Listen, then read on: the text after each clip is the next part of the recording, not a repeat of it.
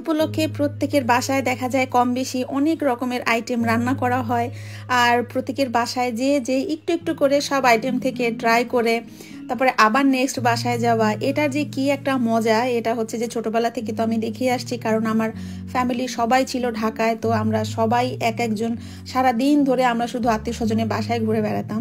তো জাপানে আসার পরেও স্পেশালি যখন টোকিওর দিকে আসলাম তখন আমরা এই এক্সপিরিয়েন্সটা আবার হচ্ছে যে এখন আমরা নিতে পারতেছি। কারণ এখানে অনেক মানুষ আছে, এখানে অনেক আশেপাশের বাঙালি আছে, তো তাদের বাসায় যে দিনটা যে কিভাবে পার হয়ে যায়, একদম রাত হয়ে যায়, সেই জিনিসটাই হচ্ছে আজকে আপনাদের সাথে শেয়ার করব।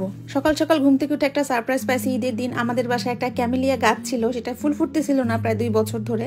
তো আজকে সকালে উঠে দেখি যে সুন্দর একটা ক্যামেলিয়া ফুল। আর এখন আমাদের কাপড় চোপড়গুলো বের করে নিয়ে শানায়কে এই হলুদ ফ্রকটা পরাবো। নিচে অবশ্য টি শার্ট পরাইতে হবে লম্বা, কারণ হচ্ছে যে বাইরে অনেক ঠান্ডা। আর এটা হচ্ছে আমাদের সাফান বাবার পাঞ্জাবি। বাংলাদেশ থেকে আসার সময় দেখা যায় কি আত্মীয় স্বজন এত পরিমাণ কাপড় চোপড় ওদের দুইজনকে কিনে দেয় যে ওগুলোই মানে পরে শেষ হয় না। তো এই জন্য এই ঈদ উপলক্ষে আমি আর নতুন কিছু ওদের জন্য কিনি নাই, যা এখনো আছে তাতেও আরো 2-3 ঈদ পার হয়ে যাবে এই অবস্থা। তো যাই হোক, এই যে পাঞ্জাবিটা আছে এটা হচ্ছে সাফানের বাবাকে পাঠাইছিল হচ্ছে কারিন নামের একটা অনলাইন পেজ আছে জাপানে, সেই পেজ থেকে। ফেব্রিকটা এত সুন্দর আর হচ্ছে যে মানে দেখতেও যেমন সুন্দর লাগতেছে, আমার কাছে কালারটা অনেক সোবার লাগছে আর পাঞ্জাবিটা আমার কাছে খুবই পছন্দ হয়েছে। তো এই পাঞ্জাবির সাথে ম্যাচ করে আমি একটা জামা অর্ডার দিয়েছিলাম অনলাইনে, যেটা হচ্ছে জেস কালেকশন জাপান নামের একটা পেজ। তো এই জামাটারও আমার সবচেয়ে ভালো লাগছে হচ্ছে লোয়ার পার্টটা। আমার তো সবসময় রেড কালার খুব ভালো লাগে, আর রেড আর অফ হোয়াইটের এই কম্বিনেশনটা আমার কাছে খুব ভালো লাগছে। ইউজুয়ালি আমি আসলে কি কিনলাম না কিনলাম, কাপড় চোপড় যাই হোক, জামা জুতো, এগুলো আমি সহজে শেয়ার করি না, কারণ আমার কাছে মনে হয় যে শপিং করে সেটা মানুষকে দেখানোর মধ্যে কিছু নাই। বাট এই জিনিসগুলো এই জন্য বলতেছি কারণ হচ্ছে যে আমি যখন 10 বছর আগে জাপানে আসছিলাম তখন আসলে এত অনলাইন পেজ ছিল না, এত কিছু কেনার অপশন আমার ছিল না। তখন ওই বাংলাদেশ থেকে পার্সেল কবে আসবে সেটার জন্য বসে থাকা লাগতো। কিন্তু এখন জাপানে অনলাইন বিজনেসের কারণে দেখা যাচ্ছে আমরা বাংলাদেশি যে পোশাকগুলো এগুলো কিনতে পারতেছি, এবং বিভিন্ন রেঞ্জের আছে, দামি কম দামি, আপনার সুবিধা মতো আপনি কিনতে পারবেন। অনলাইনে জাস্ট লাইভ দেখে আপনি টুস করে কিনে ফেলতে পারবেন। আর যে পেজ থেকে আমি এই জামাটা কিনছিলাম সেই আপুটা হচ্ছে আমাকে সুন্দর একটা ইয়াররিংও ম্যাচিং গিফট করছে, তো আমি এইটাই পরবো। আর এই যে আমার সাফওয়ান, শানায়ের সাথে সাফওয়ানের ফ্রেন্ড, তিনজন ঈদের পোশাকের রেডি। সকাল সকাল যেহেতু নামাজ পড়তে বের হয়ে গেছিলাম, তো নাস্তা তো কেউই করি না, এখন যাব হচ্ছে এক ভাবির বাসায় সকালের নাস্তা করতে। আর এই ফুলটা নিচ্ছিলাম কারণ ভাবির ফুল অনেক পছন্দ। তো স্প্রিং তো এখন এত রকমের ফুল জাপানে পাওয়া যায় যে দেখলে মানে পুরো মাথা নষ্ট হয়ে যায়। এই বছর না ঈদে আর সেরকম কোনো প্ল্যানই করা হয় নাই, এমনিতে শরীরটাও ভালো না, তারপরে হচ্ছে যে ছুটি নাই, তো এই সব মিলাই না আসলে প্ল্যানই করি নাই যে ঈদের দিন কি করব না করব। বাট তারপরও আলহামদুলিল্লাহ সারাটা দিন হচ্ছে যে শুধু ঘুরতে ঘুরতে কেটে গেছে। দেখা যায় না আসলে কি ফুসকা দেখা যেতে হবে, সব দেখা লাগবে। আমি ফুসকা সব না, ফুসকা তুমি যে শিল্প ওই জিনিসটা তো দেখা লাগবে। হ্যাঁ, এটা স্পেশাল টক, ভাবির স্পেশাল টকের রেসিপি নিতে হবে।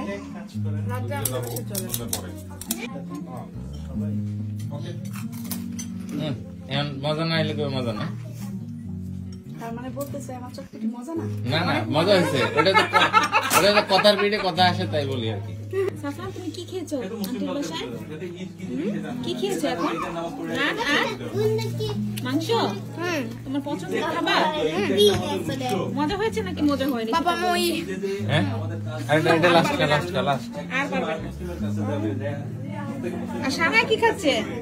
তুমি কি খাচ্ছ? আমি আন্টি চিকেন, অনেক মজা। মাঝে মাঝে খেলে কিছুই হয় না। মজার মজার খাবার খাওয়ার সাথে ঈদের আর একটা আনন্দ হচ্ছে সালামি নেয়া, যেটা হচ্ছে এই বছর আমার বাচ্চারা তো খুবই ভালো এক্সপিরিয়েন্স করছে। সব বাচ্চাগুলাই আসলে খুবই মজা পাইছে, ওরা তো খুশি হয়েছে, ওদের পকেট ভারী হয়েছে, আর এদিক থেকে আমরা বড়রা আমাদের পকেট পুরো একদম খালি অবস্থা। যাই হোক, আজকের ওয়েদারটা এত ভালো ছিল, আর এই প্রথম মনে হয় জাপানে আমি আসার পরে চেরি ব্লসমের সময় ঈদ পাইলাম। তো বাইরে যেখানে যাচ্ছিলাম সেখানে এত সুন্দর ফুল ফুটেছিল, বাট একটু যে কোথাও ঘুরতে যাব সেই অপশনই ছিল না, কারণ সবার বাসায় বাসায় যেতে যেতে আর ওই বাইরের ঘুরে বেড়ানো আর আমাদের হয় নাই। অনেক এলাকাতেই দেখা যায় কি ঈদের দিন সবাই ওয়ান ডিশ একটা কিছু করে তারপরে বড় কোনো পার্কে যেয়ে সবাই একসাথে পার্কে বসে খাওয়া দাওয়া করে, ওইটার আবার আলাদা একটা মজা। কিন্তু আমার কেন জানি পার্সোনালি এই জিনিসটা খুব ভালো লাগে যে ঈদের দিন আমি একটু বাসায় বাসায় বাসায় যাব, প্রত্যেকের বাসায় যাব এবং সেখানে যে 5-10 মিনিট যতটুকু সময় থাকতে পারি 1 চামচ 2 চামচ যা খাই ওখানে বসে একটু খেয়ে দিয়ে তারপর হচ্ছে আবার অন্য বাসায় যাব। এই জিনিসটা আমার কাছে খুবই ভালো লাগে। আর এই পর্যায়ে এসে এখন অলরেডি সন্ধ্যা হয়ে গেছে, আমার মনে হচ্ছিল যে আমার পেটে আর কোনো বিন্দুর মাত্র জায়গা নাই। টেবিল ভরা এত মজার মজার খাবার, উঠায় যে কিছু একটা মুখে দিব সেই অবস্থা পেটে ছিল না। তো জাস্ট 1 চামচ হালিম খাচ্ছিলাম, কারো বাসায় দেখা যাচ্ছিল জাস্ট একটা কিছু মিষ্টি উঠায় মুখে দিচ্ছিলাম। আর এই বাচ্চাটা না একটা সৌদি আরবের বাচ্চা, মানে half Japanese half Saudi, maybe ওর সালামির টাকা দিয়ে চকলেট কিনে আবার সবাইকে সুন্দর করে ডিস্ট্রিবিউট করতেছিল। তো আমরা মুসলমানদের জন্য আসলে এই দিনটা অনেক স্পেশাল, যে দেশের যে ভাষারই হই না কেন।